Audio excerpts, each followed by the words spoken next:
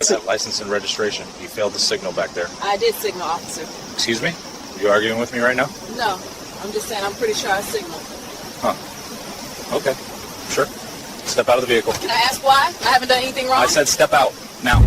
Officer Brooks had no idea who he was pulling over that evening. Lieutenant Sarah Martinez had worked in law enforcement for 18 years. She started as a regular patrol officer. She worked her way up through the ranks. She earned a master's degree in criminal justice. She took special training in civil rights law and proper police work. For the past 5 years, she ran internal affairs. That is the division that investigates bad cops. She had reviewed over 2,000 complaints in her career. Her work led to 47 officers getting fired. People knew her for having zero tolerance for abuse. She reported directly to the police chief. Everyone at headquarters knew her name, but street officers, many had never seen her face. On this Tuesday evening, Martinez was driving home from visiting her mother. She was off duty. She wore regular clothes. Her badge was in her purse. Nothing about her screamed cop. She was just trying to get home. She had no plan to become a case file herself, but in the next 15 minutes, she would become the most important witness in her own department's history. Now here is what happened next. Officer Daniel Brooks had a reputation in this department, and it was not a good one. Brooks was 34 years old. He had been on the force for 7 years. He worked traffic patrol. He was also a union rep. That made him feel like nobody could touch him.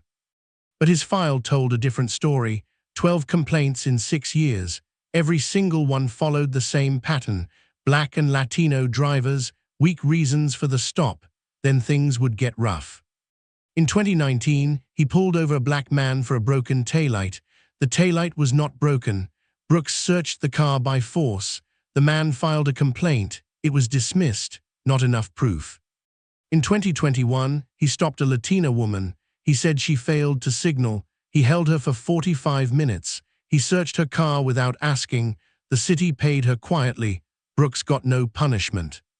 In 2023, he stopped a black teenager. He said the kid looked suspicious. He put the boy in handcuffs for 2 hours. The family filed a complaint. That case was still open. What Brooks did not know was that internal affairs had flagged him as a problem. They opened a file on him 3 months before. They were watching him, waiting for one more incident. And he was about to give them exactly what they needed. Type "karma" in the comments if you saw this coming. It was Tuesday, March 14th. The time was 7:43 in the evening. Martinez was at the corner of Oak Street and Martin Luther King Boulevard. It was a quiet neighborhood. The sun was going down, but you could still see clearly. She had left her mother's house at 7:15. It was a 20-minute drive home. She was listening to a podcast. She was thinking about the cases she had to review tomorrow. She changed lanes on Oak Street. She used her turn signal. She held it for more than 3 seconds. Everything was normal. But Officer Brooks was sitting nearby. He was running radar at that corner. He had already stopped 3 drivers that night. All of them were minorities. He saw Martinez drive by. He ran her plates. They came back clean, no problems at all, but he followed her anyway. He stayed behind her for 2 blocks, then he turned on his lights. Martinez pulled over right away. She turned off her car. She put her hands on the wheel. She did everything by the book. Brooks walked up slowly. His hand was on his gun. He shined his flashlight right in her face. He asked for her license before he even said his name. Martinez noticed something. The red light on his body camera was on. Everything he did would be recorded. If stories like this matter to you, hit that subscribe button right now. Brooks stood at the window. His voice was cold. License and registration. You failed to signal. Martinez handed over her license. I did signal, officer. Are you calling me a liar? No, I am just saying what happened. Step out of the vehicle, now. Can I ask why I need to get out? Because I said so, that is why. Martinez opened the door slowly. She kept her hands where he could see them. she stepped onto the road. Face the car, spread your legs. Officer, I have not done anything wrong. You are being difficult, keep it up and see what happens. I am not being difficult, I am asking fair questions. Fair questions, who do you think you are? This was the moment. Martinez took a breath. I am Lieutenant Sarah Martinez, Internal Affairs. Brooks laughed, actually laughed. Sure you are, and I am the chief. My badge is in my purse, I can show you. You are not reaching for anything, put your hands behind your back. Officer, you are making a serious mistake. The only mistake here is you thinking you can talk your way out. By now people were watching. A man stood on his porch with his phone out. His name was James Patterson. He was 62 years old, a retired teacher. A car had stopped nearby. Maria Santos, 28, was recording from her window. Another neighbor, D. Avid Chen, was walking his dog. He stopped and stared. Brooks grabbed Martinez by the arm. He was rough. He twisted her wrist behind her back hard. He put on the handcuffs tighter than needed. Martinez felt pain, but she stayed quiet. She stayed calm. She knew the camera was watching. She knew the neighbors were recording. This was not fear. This was her gathering proof. Let me know in the comments, what would you have done in her place? Then something happened that changed everything. Martinez had a police radio in her purse. It crackled to life. Dispatch called out her name. Lieutenant Martinez, please respond. Brooks froze. His eyes went wide. Martinez stayed calm. Check my badge. It is in my purse. Brooks opened the purse slowly. Inside was a gold shield. It said Lieutenant. Next to it was her Internal Affairs ID card. Her photo was on it. His face went white, but he was not ready to give up. This could be fake. Anyone can buy a badge online. James Patterson called out from his porch. I know Lieutenant Martinez. She spoke at our neighborhood watch meeting. She has been protecting this area for years. Maria Santos yelled from her car. I got the whole thing on video. He grabbed her for no reason. David Chen walked closer. I already called the station. They are sending someone. You just arrested your own boss, man. 10 minutes later, a police car pulled up. Sergeant Williams stepped out. He looked at the scene. Then he looked at Martinez in handcuffs. His face fell. Brooks, what did you do? She was not following orders, Sarge. She was being difficult. Sergeant Williams walked over to Martinez. He recognized her right away. That is the head of Internal Affairs, Brooks. The color drained from Brooks' face completely. I did not know. She did not say who she was.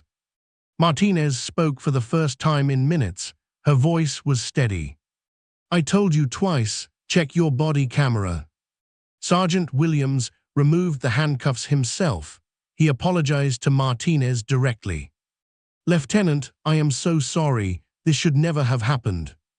Martinez rubbed her wrists. They were red. One was starting to bruise.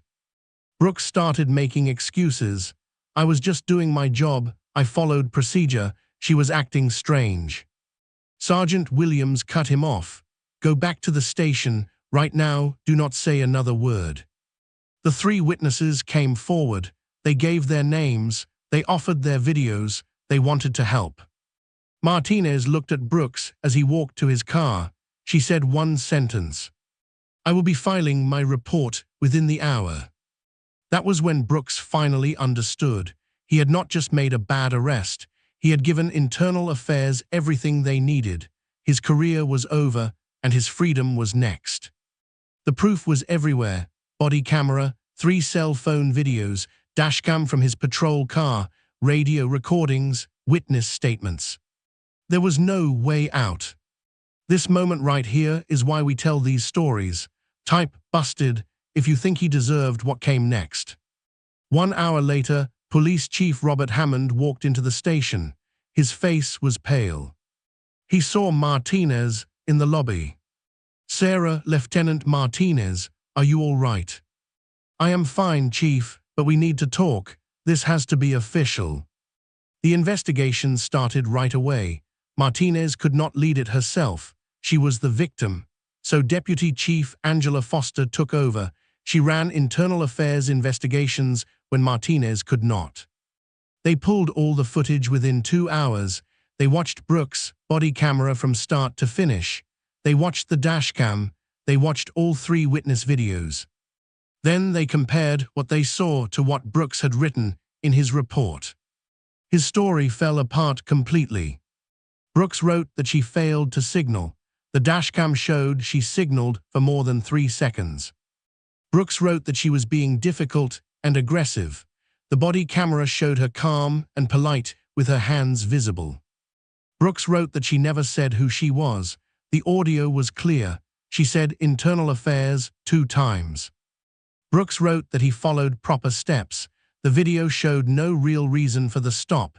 It showed him using too much force. It showed him lying. Within 48 hours, the department made their moves. Brooks was suspended without pay. They took his badge. They took his gun. They told him not to come back. The department sent the case to the district attorney. They wanted criminal charges. Here is the part that shocked everyone. The police union usually protects officers, but this time they refused. The proof was too strong. The pattern was too clear. Brooks went through stages. First, he was angry. "I was doing my job," he yelled. Then he tried to deny it. "This is being blown up too big." Then he tried to make a deal. "Can we just handle this inside the department?" Finally, he begged, "I have a family, please." But it was too late. Martinez had a bruise on her wrist, but the real damage was to her heart. She felt angry and sad at the same time. CJ. Ave's statement, "This is why I do this job. This is what people face every day, except most people do not have a badge to protect them." If you believe in justice, hit subscribe. We have a lot more stories like this one. But the story did not stay inside the police department. Someone had uploaded the videos. By 9 that night, Maria Santos posted her video on Twitter. By 10, it had 50,000 views. People were sharing it everywhere. The hashtag internal affairs arrest started trending in the city. By midnight, local news picked it up. 500,000 people had watched. By morning, the video had 2.3 million views. National news was covering it. Within 3 days, 15 million people had seen what Officer Brooks did to Lieutenant Martinez. The numbers were huge. Twitter had over 8 million views and 340,000 shares. TikTok had more than 4 million views across different accounts. YouTube news channels got nearly 3 million views. Facebook groups shared it almost 2 million times. People had a lot to say. One comment said, "He arrested the person who investigates bad cops. You cannot make this up." Another said, "This is what black women deal with every single day. Even a lieutenant is not safe." Someone else wrote, 12 complaints and he was still working. The system is broken. And one that stuck with me, "She was so calm. That is training. That is what a real officer looks like." Every local TV station led with this story. CNN covered it. MSNBC covered it. Fox News covered it. Newspapers wrote about it. The police chief held a press conference. He promised full honesty. He said they would look at all 12 old complaints against Brooks. He announced an outside review of how complaints are handled. Brooks hired a lawyer. His lawyer told him not to speak. He deleted all his social media. His family faced so much hate online that they had to move. 5 days later, the district attorney made an announcement. It would change Daniel Brooks' life forever.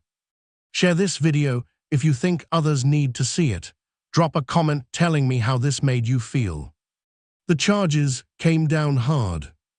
The district attorney charged Brooks with 5 felonies: false arrest, abuse of authority, filing a false police report, assault under color of law, and a special charge for trying to scare an internal affairs officer.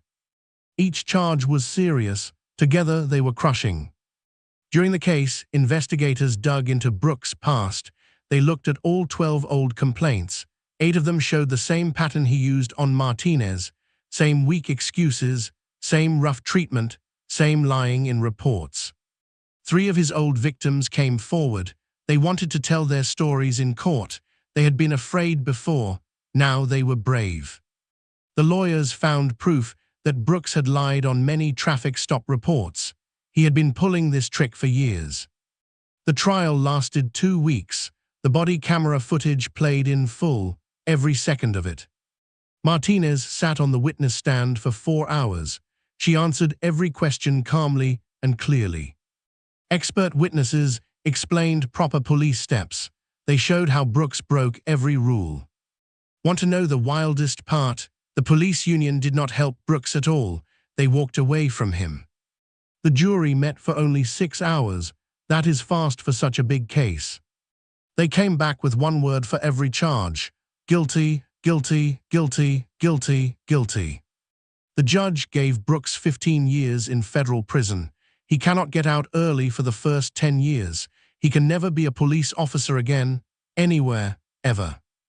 The city also had to pay. They settled with Martinez for $1.2 million.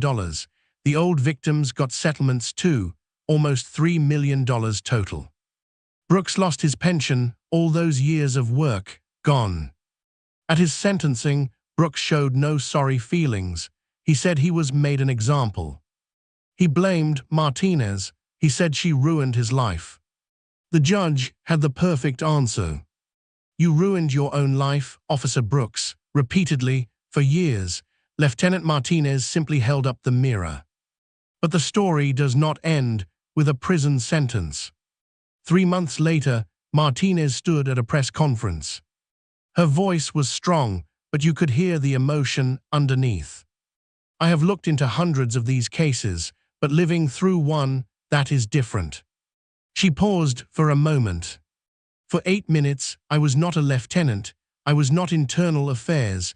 I was just a black woman on the side of the road, hoping I would get home safe. I thought about Breonna Taylor, Sandra Bland, all the names we know, all the names we do not know. She looked at the cameras. I have a badge, I have training, I have connections, and it still happened to me. What about the single mother working 2 jobs? What about the teenager driving home from practice? They do not have badges, they do not get press conferences, they just have fear. She had a message for police officers. Your badge is not a pass to hurt people, it is a duty to protect them.